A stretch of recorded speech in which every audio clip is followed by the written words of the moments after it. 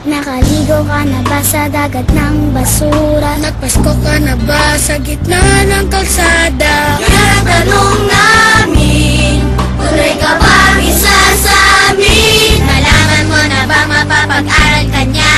Tutulungan tayo para magkatrabaho.